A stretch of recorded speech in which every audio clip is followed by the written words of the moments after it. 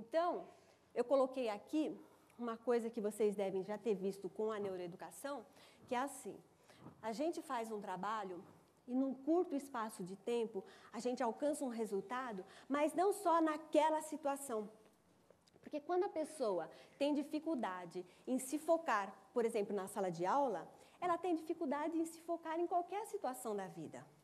Não é só naquele momento.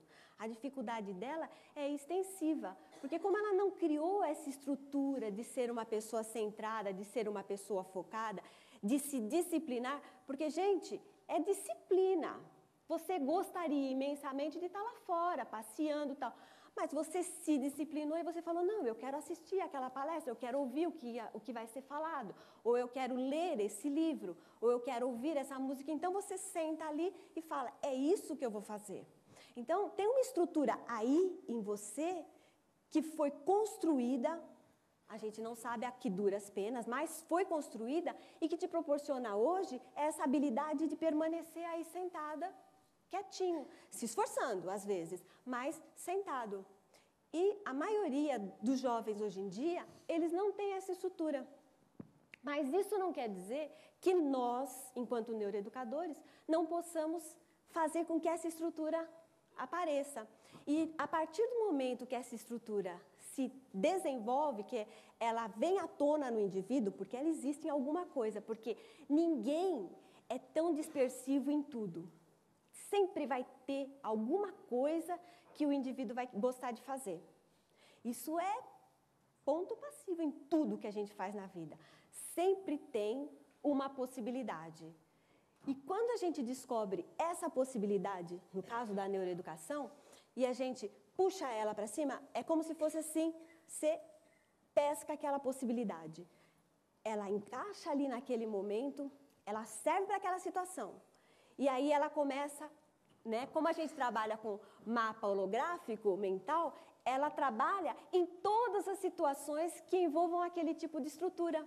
Automaticamente, tudo que tem uma estrutura que necessita daquele comportamento passa a funcionar harmoniosamente com a mesma estrutura. Então, não tem necessidade que a gente desenvolva uma estrutura para cada situação, tal. Não. Desenvolveu para uma situação específica, o nosso cérebro faz a organização, porque ele é fabuloso. Ele faz a expansão e como se desencadeasse um tec, tec, tec, tec, tec, tudo automaticamente passa a assumir aquela estrutura. Porque o que o nosso cérebro quer é o tempo todo ser o melhor possível. O nosso cérebro é uma máquina tão maravilhosa. Assim, vocês já pensaram em como nós aprendemos as coisas com facilidade? Vamos supor que aqui alguém tivesse medo de barata. Como uma pessoa desenvolve uma fobia de barata rapidamente? É muito simples. Então, o nosso cérebro, para aprender, ele é rápido. Ele já aprendeu. Mas do mesmo jeito que ele é para aprender, nós não sabemos aprender. Então, a gente aprende rapidamente coisas desnecessárias. Entre as crianças que me trouxeram, essa minha cliente veio no grupo. Então, eu conversei com as crianças, enviei um papel para as mães e pedi para que elas viessem conversar comigo para que eu fizesse a conversa e explicasse para saber se era possível fazer o atendimento. A mãe da Carla veio, eu conversei com ela, né? E assim, a Carla, ela estava nessa situação aqui, né? Dentro dessa organização.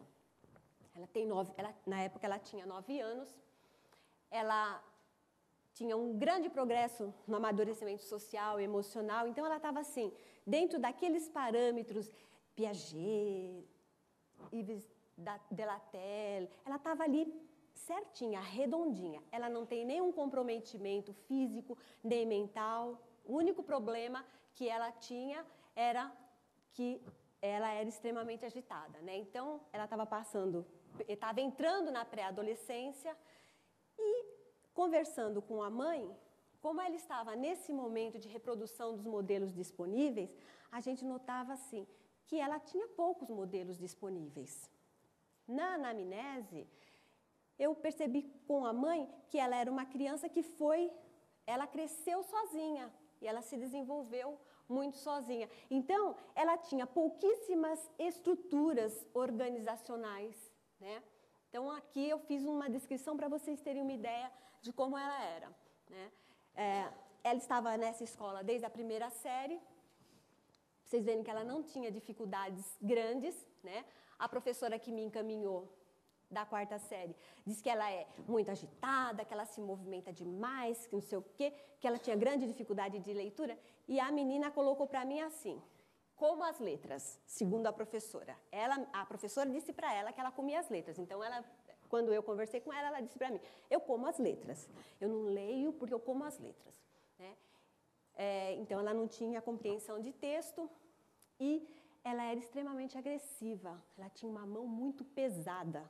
Ela tinha ações na vida dela extremamente significativas, tinha coisas que ela gostava muito de fazer e que ela fazia muito bem feito, mas que ela, por ter uma autoestima baixa, ou por ela ter uma baixa estima, né, ela não tinha autoestima, então ela não se dava conta. Em 1h30 de conversa, foi possível verificar que, de fato, ela tinha assim, um potencial bastante elevado para as situações. Então, nós fizemos uma audição, né? Ouvimos a Carla de uma forma assim, bem neuroeducador, que é sem fazer nenhum tipo de juízo de valor. Isso é fundamental. Não só para o neuroeducador, mas para o professor também.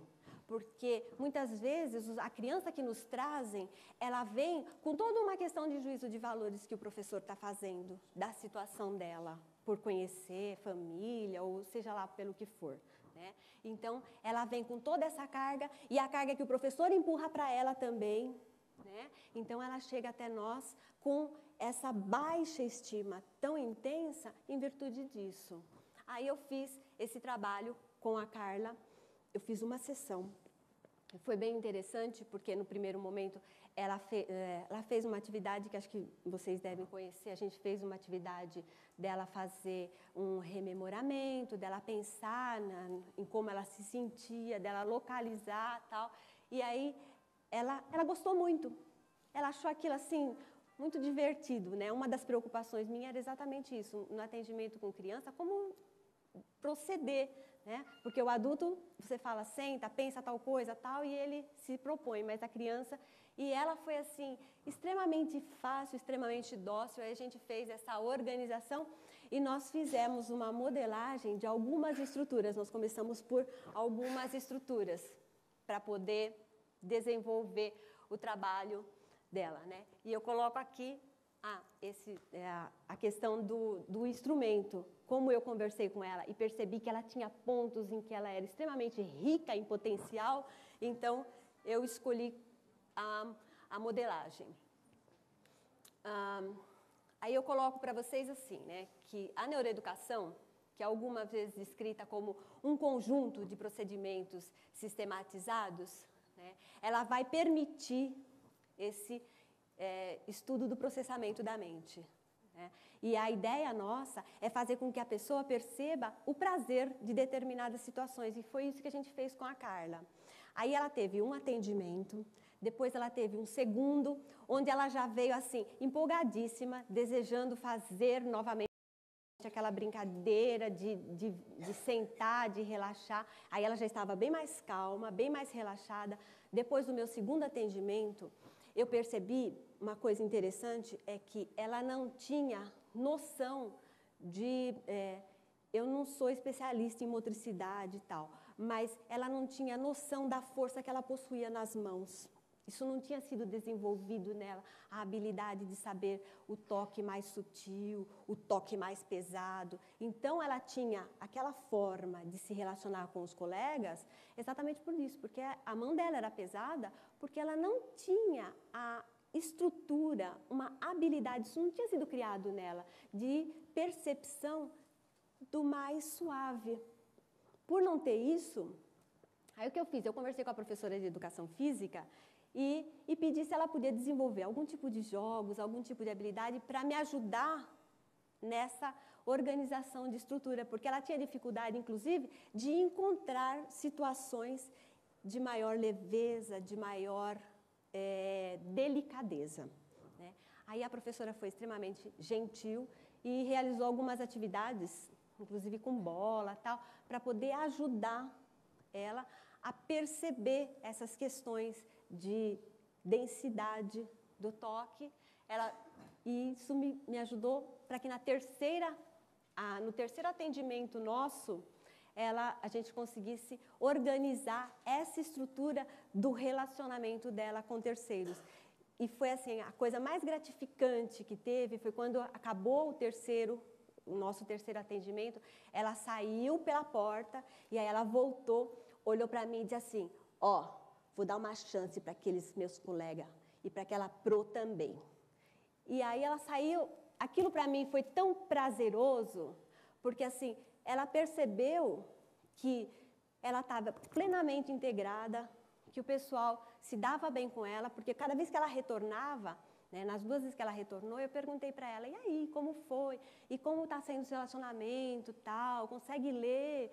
Porque na primeira a gente fez a intervenção para a leitura para o foco, né? E ela conseguiu se organizar. E aí, quando ela saiu na última vez, ela já tinha a noção de que ela tinha sido aceita pelo grupo, o que foi muito bom, muito prazeroso. Em mim, aquilo, assim, a frase causou, assim, um carinho muito grande, né? Eu fiz só 3 atendimentos com a Carla, não precisou de mais. Ela se organizou na sala, ela começou a trabalhar ajudando um pouco mais as pessoas. Ela tem uma facilidade muito grande em matemática, e aí no final do ano, ela foi morar com a avó em Itaquera e saiu da minha escola, e assim, eu acompanhei ela por mais alguns meses com a professora para ter uma ideia se estava funcionando. Porque o melhor do nosso trabalho de neuroeducador é você ver o resultado ao longo do tempo, né? Você saber assim, aquilo funcionou na primeira semana, funcionou na segunda e depois, qual é o desdobramento? E como eu estava na escola, eu tive a oportunidade de perguntar para a professora da sala de leitura, como ela estava se relacionando, professora de educação física, a professora da sala dela, e aí eu tive. Então, foi onde ela me deu esse retorno que eu considerei o mais gratificante de todos na área da educação.